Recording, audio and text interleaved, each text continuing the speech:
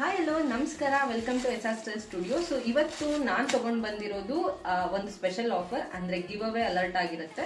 So ನೀವು ನೋಡ್ತಾ ಇದ್ದೀರಲ್ವಾ, ಈ ಸೀರೆ ಗಿವ್ ಅವೇ ವಿನ್ನರ್ಗೆ ಹೋಗುತ್ತೆ.